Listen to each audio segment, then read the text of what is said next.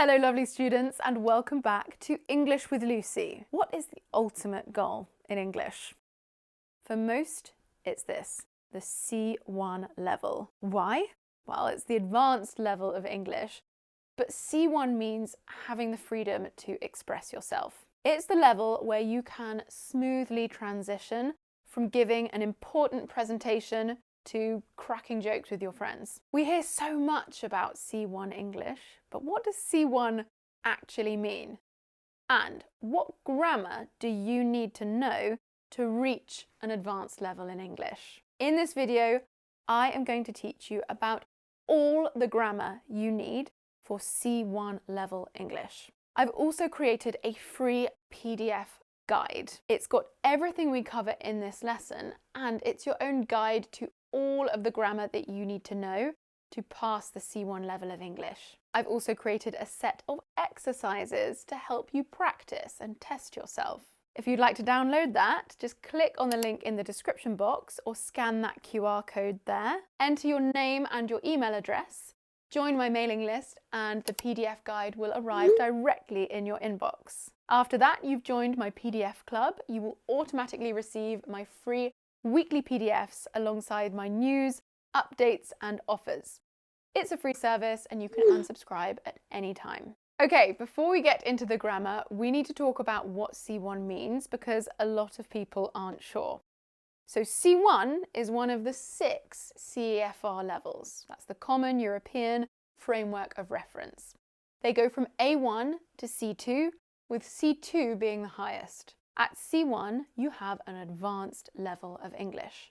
You're comfortable in a variety of social and professional situations, and lots of people who reach the C1 level use English at work or plan to in the future. You can work in English at any level, depending on the job requirements, but you can pretty much take on any job you're qualified for at C1 without having to worry about your English skills. If you're specifically aiming to thrive in a professional setting, leading meetings, negotiating deals, or giving polished presentations, my brand new C1 level business English course is just about to launch, and it will be just what you need. It's called the Professional English Program Level 3. It's opening soon.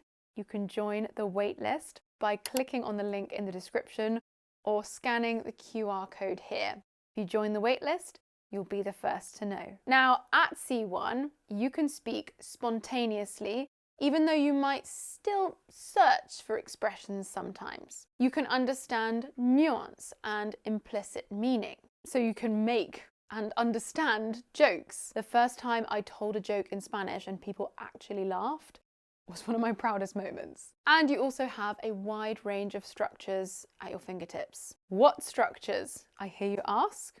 Well, at C1, you need to use all of the grammar you've covered from A1 to B2, which is a lot. But I have some great news.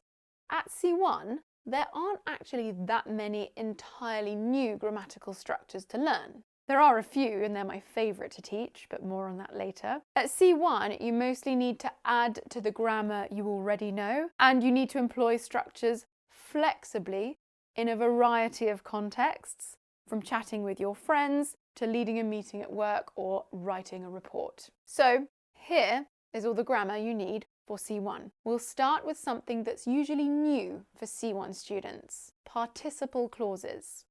We use participle clauses to make sentences more concise. They are also a great way to add some variation and complexity to your sentence structure, which is important at C1. Here are a few examples.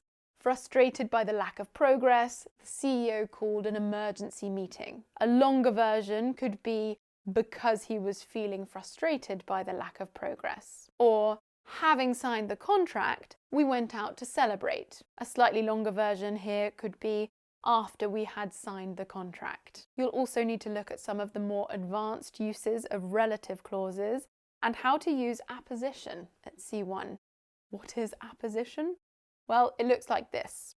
Notice the 2 noun clauses next to each other referring to the same thing. The new training program, a vital component of our employee development strategy, will launch in April. Let's move on to the next topic, conditional structures. By the time you get to C1, you should be familiar with the 0 to 3rd conditionals. You'll probably have already learnt about mixed conditionals too, although using those accurately usually takes practice. At C1, you're ready to dive into more advanced structures like these. Were we to invest in the company, we would be taking a huge risk. C1 students will also know the subtle difference between were we to invest and if we invested. Or another example, suppose we were to expand into the Korean market, how would that impact our operations? Notice the semicolon between the clauses when we begin with suppose. Using punctuation accurately in more advanced structures will help you get to C1. Moving along, our next topic is the passive voice. Again, you should already know about the basic rules, but at C1 you'll learn how to use more advanced structures, like using ing forms in the passive. For example, the issue lies in the funds not having been allocated correctly. Not having been allocated is a passive ing form. And you'll be introduced to impersonal passive structures. For example, it is thought that the company will announce a new product line soon. Okay, the next thing we're looking at is hedging. Nothing to do with gardening. Hedging is when you soften your message, making it sound less forceful or less certain. You might do this in order to be polite or to avoid being seen as arrogant or to express ideas that you're not sure are accurate. It's very useful. In addition to other structures, we often use modal verbs like may, might, and could, combined with hedging adverbs like potentially or conceivably. This really takes your language to a C1 level.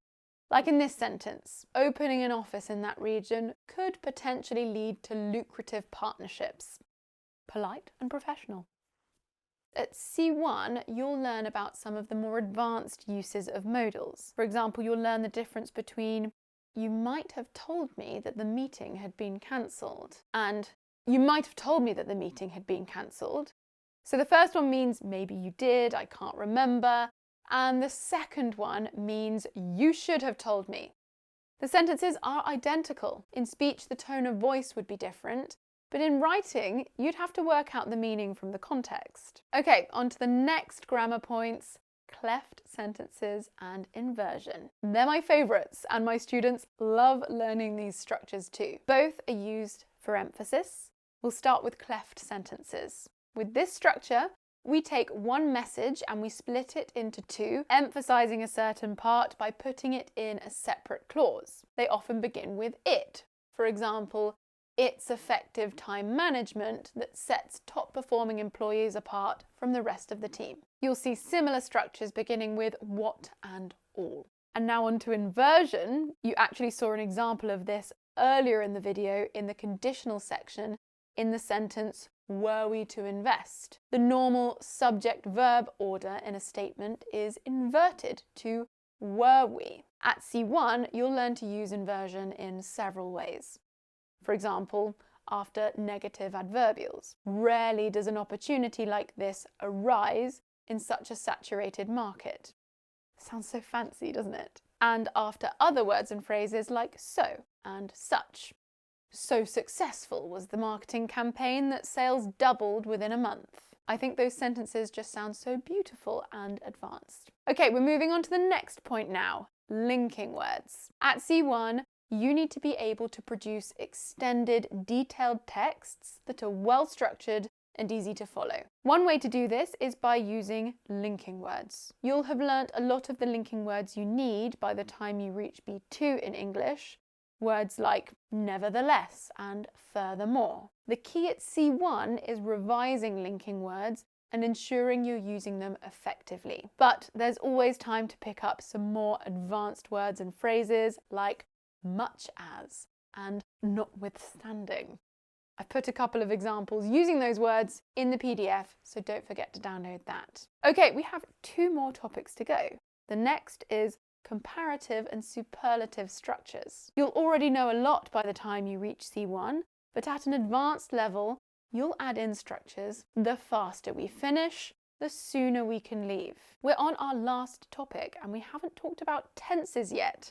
And I haven't forgotten about them. You should already be a fairly confident user of a variety of tenses by the time you reach C1. At the advanced level, it's about practice and getting truly comfortable employing the right tense in different situations. A C1 course will also teach you some of the more advanced uses of tenses, like using the present tense when narrating a story that happened in the past. For example, so I'm in the middle of preparing a big presentation and suddenly my laptop crashes.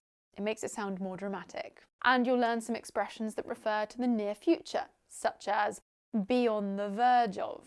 The company is on the verge of making a big announcement. Okay, there you have it. That is all of the grammar that you need for advanced C1 level English. Which of those structures do you need to consolidate to feel more comfortable using? Are there any that were new that you'd love to learn? Let me know in the comments, and don't forget, if your goal is to feel completely comfortable, natural and confident using advanced professional English at work, join the waiting list for my Professional English Program Level 3. It launches very soon and I want you to be the first to know. The link is in the description. I will see you in the next video.